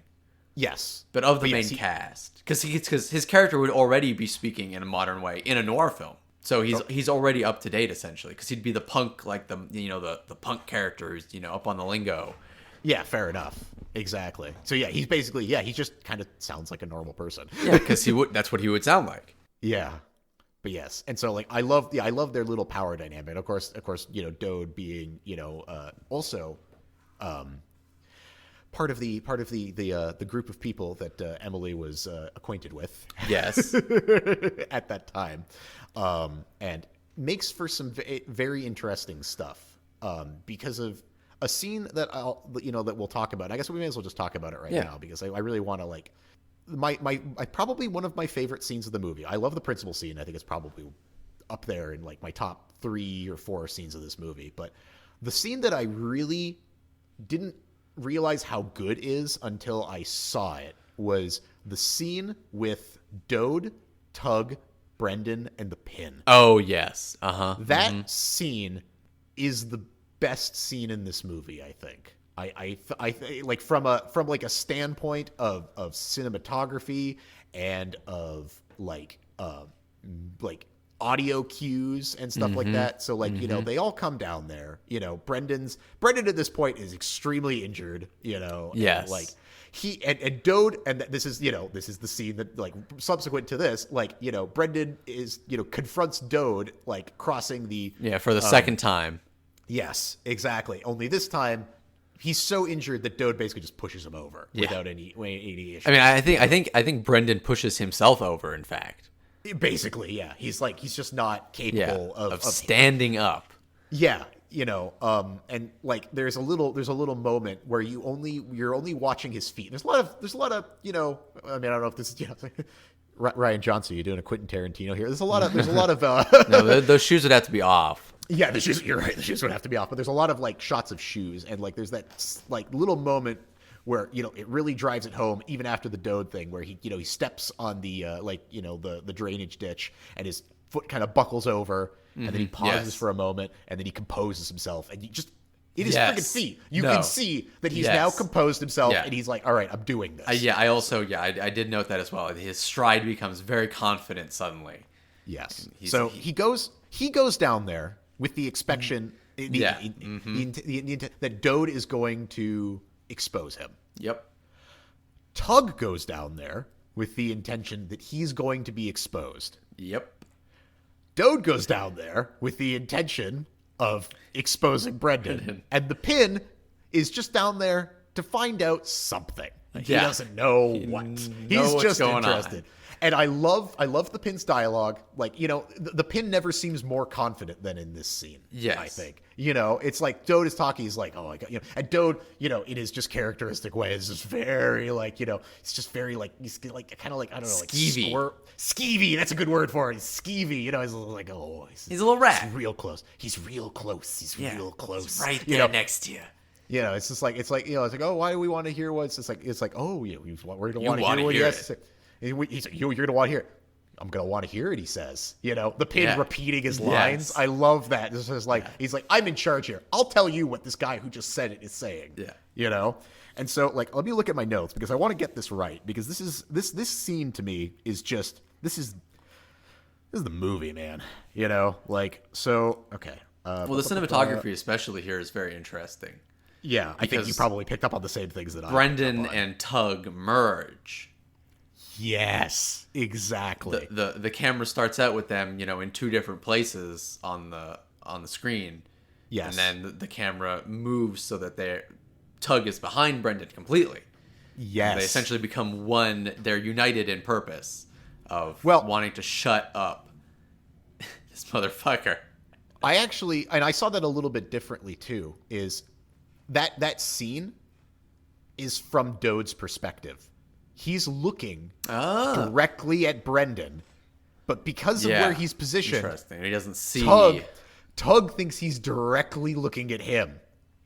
from his line of sight, he's looking right at both of them. And the thing, so I don't know what you're like. Do you have are you listening to this like with a subwoofer? Like, do you have like a good bass thing? Yeah. I'm using the surround sound system you bought. Okay, perfect. Okay. The reason why is this, okay? In that scene, you have Tug pulling his grass, right? Mm-hmm.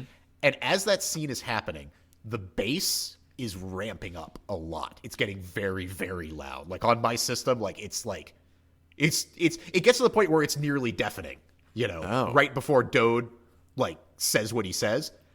Then as the camera moves in between and Dode says, I know who killed her. Yeah. Right? And he's like here with us, basically. The bass drops out of the soundtrack completely. They the pull sub goes dead, and the grass washes away in the water. They pull the same trick when Brendan is running away from the assassin in the start of the movie, or the middle part ish.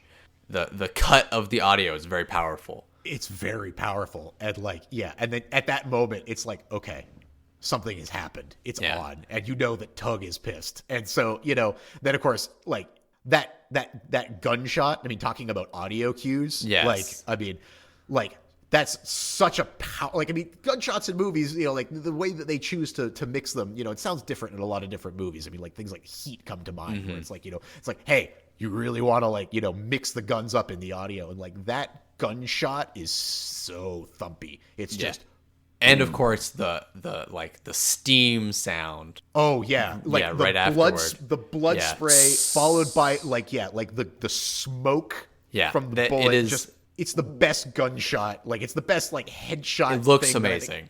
It looks amazing. I love it.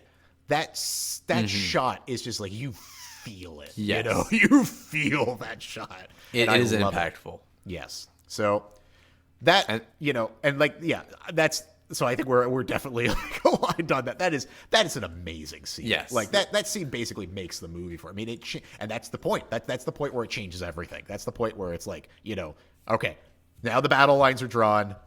Now we know what's happened. Now it's how are we going to bring everybody to justice? Yes. Yeah. And Tug shows how good of a guy he is by just helping Brendan. Yep. And you're with us now. Yep. Screw that. You're with us now. Yeah, pound on the door frame. Look, you are. It's like no, you don't realize. I'm telling you what you are. Here with us. Oh God, but yeah. So and there's Brendan gets so beat up in this movie. Yeah, he gets so beat up in this. As movie. he should.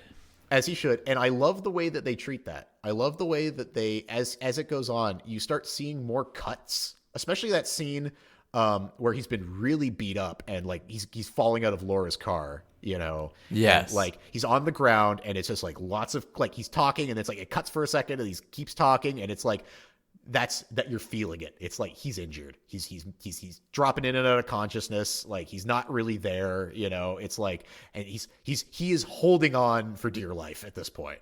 God, I just want to mention. I'm sorry. I just want to mention one other scene. I'm going a little back here. Mm-hmm. So I guess I want to talk a little bit about Brendan fighting because there's a couple fight scenes in this and his craftiness, but right before right before the Brad Bramish scene, there's another little cinematography nugget that I really enjoy, and that is him sitting down on the corner of her car. So there or Brad's car. I'm not sure exactly who owns the car, but I think it is Laura's car. It is Laura's car. It's Laura's. She drives. It's Laura's car. So Brad Bramish is out, and this is after the Dode scene. This is when he decides that he's gonna try and find the pin. Brad Bramish is out there, doing his usual, put me in the game coach speech, and the shot of Laura, and then all of a sudden the car dips.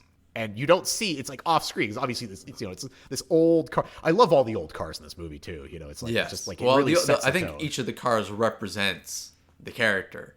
Oh, very much so. Yeah. Very much so. But the car just dips a little bit, and then you see Laura turn over, and then you see Brendan. And it's just this very, I don't know, it's just another nice little cinematography moment that I really. Well, I think she looks and she smiles a little bit. Yes, you're and right. then Brendan notices that.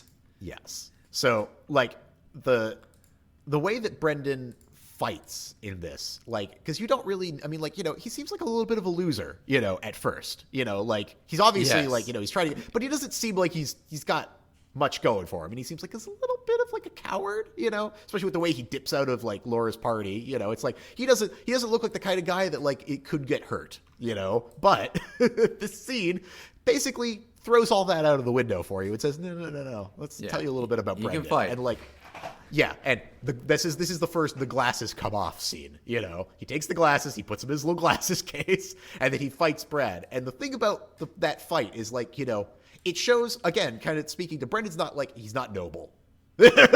He's not noble. Brad's, doing his little like, he's taking his jacket off, he's this huge intimidating dude. He's like, I'm going to show you what's up. Yeah. And then as the jacket's coming off, he rounds the corner and Brendan sucker punches him right in the face. Right in there. And then, like, Brendan is not stronger. Yeah, he gives him his licks. Yeah, but he's, Brendan is not stronger than Brad. Brad is definitely like, but he's not a fighter. He's just strong. Brendan's a fighter. Like, so I mean, like, Brad lays him out like almost immediately, and he kicks him right in the shin. Yeah. And the audio on that. Yeah. Okay, but then so the audio on that one, it hurts. Okay, I feel that hit. And then he gets back up and he gets knocked down again, and then he kicks him in the same shin. Yeah. And that audio, the crunch. It's just like, oh yeah, man. It's really bad. And then he just gets up and decks him, and that's the end of the fight, And it's like, okay, you know what? If I was going to fight a guy like that, and I had to, that's how I'd fight him too. I get it, Like, I get it. Like, but he's definitely, he's not squaring up with him. He's not putting up your dukes, He's a scrappy fighter for sure. He's going to win the fight. That's all he wants to do. He doesn't matter about how he wins the fight. He just wants to win it. And then I love the little nugget of just like, as he's walking away, like, hey, I heard there was a fight. Oh yeah. Oh yeah. Love it. That's great. And then of course that repeats in the Tug scene when, he's going to go smash Tug's car, which by the way, he does not at that point know it. Like, he's gotten hit by Tug before that, when he's talking to Brain. Yeah. But he doesn't know he just has seen the car. Yeah, he knows the car from the first scene, and he knows that it's linked somehow to the pin. And so, he's going to smash it. And of course, like, the car driving away, he hits it with the pebble. It stops for an obscenely long amount of time before peeling off. You're like, what's going to happen? And then the car just like comes back. It goes out of sight first. It goes out of sight first, but you hear it. It wheels back around and then rushes right past him. And then, Brendan, of course, he's got the glasses off, right before Tug, Tug hits him, and he never fights back against Tug, which I think is smart because Tug, unlike Brad, is a fighter and could probably kill him. Would kill him. Would kill him. Would. Yeah. Yes. Not could. Would kill. Has killed. Yes. So he plays that very well. And like it's God, I love that. But yes. So like Brendan, like throughout this movie, I mean, like, Tug beats the crap out of him so many times in this movie. I mean, the first scene with the pin, but like that gets me to like another one of those little, like kind of take you out of it moments for a second that I think is probably one of my second favorite scene of the whole movie, the orange juice scene. Oh yeah, God, I can't believe I forgot about that. Yes. Yeah. And so they're after the pin decks. After Tug decks Brendan, after like, he's revealed that he knows everything that's going on and he knows that the pin is, and he's been knocked out like multiple times. He's not knocked out multiple times. They take him upstairs and, like he's like, it's the mom. It's like the pin's mom is there, and it's just like, oh, he's having his friends over, it's like, it's well, yeah, I mean, she knows. Well, yeah, she knows, but it's like I just love it. It's like oh, well, we don't have orange juice, Brendan, but we do have milk. We have Tang, but that's kind of like orange. Oh, apple juice. We have no, but that's like, oh, but you know what? We do have apple juice. It's country style, and I'll even give it to you in a little country glass. Let me just go into the other room. Yeah, do something in the other room. Yeah, and like it's interesting. I mean, I'm sure to some degree she does know what's going on, but like even that just feels like such a mob thing. Like, oh, you're with your friends. Let me just go into your other room. Yeah. Like I'm just gonna get out of the way. Like have you guys have your little chat. But then the ending scene where she's doing it for 50 guys. Yeah, exactly. Yeah, all those like this is like just like it's like basically I never really serving I feel so them all sorry orange for her juice. now. I just thought about how horrible that night must have been for her. Oh God, yeah. Oh, I'm a little bit sad now. I know. I always forget that she's still there. Yeah, she's still there. Yeah, God, oof. But so and of course that scene could not characterize Tug more, of so she leaves the room and Brendan's like, hey, look, get this guy out of here, because otherwise, I have nothing to say to you. It's like, if you got something to say, he's got the freaking he's about to murder him for just saying a sentence. Yeah, and then so Pin dismisses him, but of course he walks off with a giant rooster jug. Yeah, and then there's a moment. And then he sets it back down angrily. And it's just like, I love it, man. Yeah. I love that. So definitely definitely one of the two seeds that really just kind of puts you in that this is still kids, gotta bring you back. And it's it's done at very good points in the movie. You have a lot of this very serious, there's a lot of tense stuff that needs to be diffused. Yeah, and it's a perfect way to diffuse it. It's just a perfect way to diffuse it. Let's talk about that last scene for a second, because of course, spoilers all obviously throughout this entire thing. And so I think we're well past that. Yeah, point. I'm just saying, we're we 2 don't. hours into a podcast. I feel like if you've been watching, and you haven't watched the movie, you've obviously missed lots of things. But I'm going to assume that most people that have gotten this far have watched the movie, so we know that a lot of this hinges on the fact that Emily was pregnant. Yes, and of course Laura whispers to Brendan that it was his. Well, yeah, she whispers whose it was, but doesn't actually say. But I'm going to imagine that because Brain says, "Hey, what did Laura say to you?" And he says, "Oh, she called me a dirty word." And I'm going to guess that dirty word was motherfucker. Yeah. Yeah, I always just thought the dirty word was father. Oh. Just she goes, "You're the father," and he's just like, "That's a dirty word." I thought about this. I'm like, I bet she called him a motherfucker. Yeah, okay. I like that. Makes sense, right? You're a motherfucker. So I want to talk about Laura a little bit, because I want to talk I want to talk about just her dialogue in this movie is fantastic. The way that she plays everybody. There's the scene where Brendan is talking to her, and they're kind of walking amongst the lockers, and she's trying to explain kind of what she knows, and Brendan's interrupting her, and she just because she's very nice to Brendan throughout most of this, but kind of she gets a little bit annoyed in that scene, and she kind of leans back, against the locker, and the very coy way is well, if you've got the whole world's address. Yes. You already know everything. Exactly. And his and her dialogue throughout this movie is just beautiful. Yeah, they're the two players. Exactly. And what I love is her little speech, and it really Brendan says the same thing that I think you're thinking during this of oh God, she is dangerous, Yes. of just you're dangerous. As she's sitting there, it's just it's you think no one sees you, sitting by yourself at lunch, loving some girl she's the only one in the world. It's I wish somebody would look at me like that, and it's yes. Oh man, yeah. You want to talk about femme fatale? That's Laura Dannon, and I just it's hard not to fall for tricks in this movie, because Brain, and this is kind of one of those things, right, of is Brain his brain or is Brain a person, Brain and him have this kind of conversation, I think she's on her side of just Brendan's self-doubt just kind of piling up of is she with me? I don't know. It's hard to tell. He thinks he does, I think, for a little bit.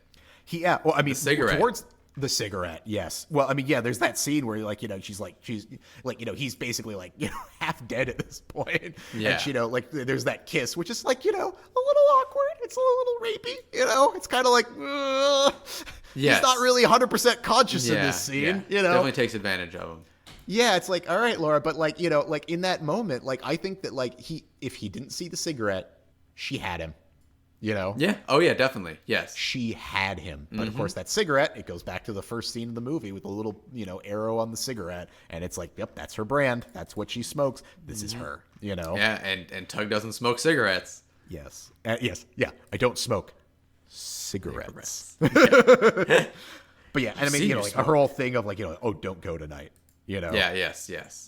The other thing I noticed about her, which I actually never picked up until this rewatch, is, so Tug is talking about who's here, who's with him, and he mentions Laura. He's like, oh, and Laura's with us here too, right? Yeah. Okay. Then immediately after, when he sneaks out of the house to go to the pins and set up the meeting, guess who's there? Laura. Yeah. Laura's there. Yeah. It's like, she's not supposed to be there, Tug just said that she wasn't there. And I think Brendan is so hurt and wounded at this point, like, that he doesn't even really notice. He doesn't really, like, it doesn't, register with him that, like, she's not where she's supposed to be, Yeah. And it didn't even register with me because at that point in the movie, you're kind of with Brendan. Like, it's like he's like, so much has happened that it's hard to keep up. And she's just there. Yeah, she's in there. It, she's orchestrating this entire thing. Let's have some closing thoughts. Yeah. So, yeah, I mean, like, if you're a fan of film noir, like, if you haven't already watched this movie, I mean, if you're a fan of film noir and you haven't seen this movie, then you've been living under a rock. Yes, and if you're a fan of film noir and you've gotten this far through the review and you're like, okay, well, I know everything, who cares? Watch the movie. It's so good. Yeah, just watch it. It's worth it. Absolutely. So, yeah, I mean, and if you actually are a fan of Rian Johnson and you've never seen this movie, highly recommend it. And, if you're not a fan of film noir at all and you don't care about Rian Johnson, you should probably still go see this movie. It's really good. Also, if you're a fan of Rian Johnson, he's only made like 3 things. Like, what else are you a fan of? I guess Looper. But like, it's like, all right. So, and The Brothers Bloom, which is also a very good movie. But anyway, yes. Thumbs up for this movie. This is my favorite movie of all time. I love it. I love everything strong about recommend. it. Strong recommend. So yes, next time we'll have to figure out what we're going to talk about. I don't think we know. Yeah, we can figure that out now. We can figure that out now.